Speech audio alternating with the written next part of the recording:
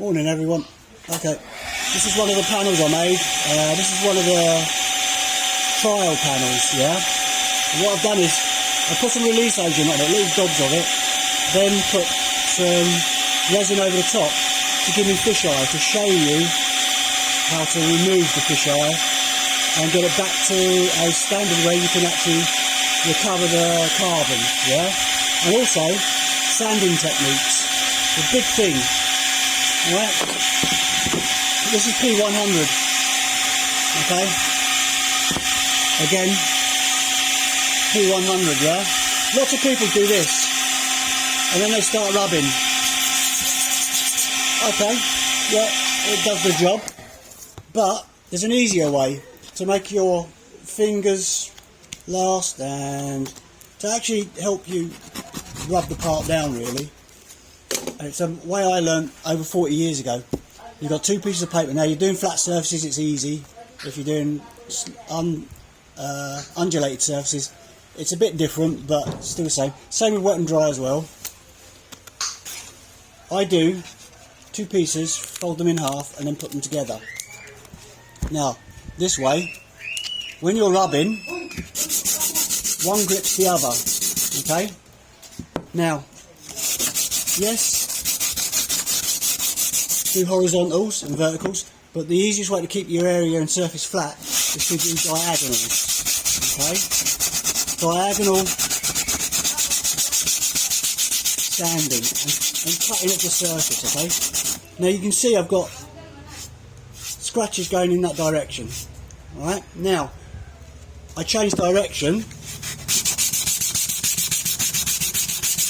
and I make all the sanding going in the opposite direction. Okay? And this then gives me an idea of how much I've sanded.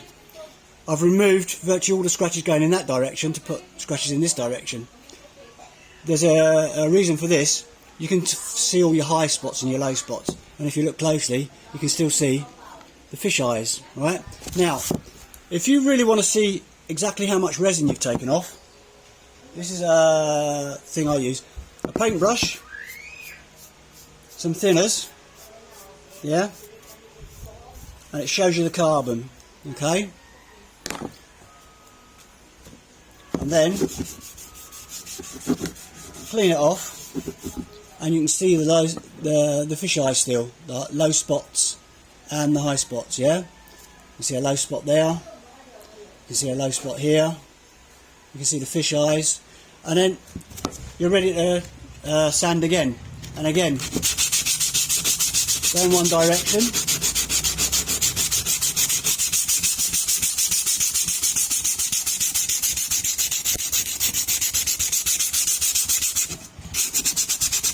it's a bit awkward doing it this way because I'm doing it in front of the camera, so you have to excuse me. Okay.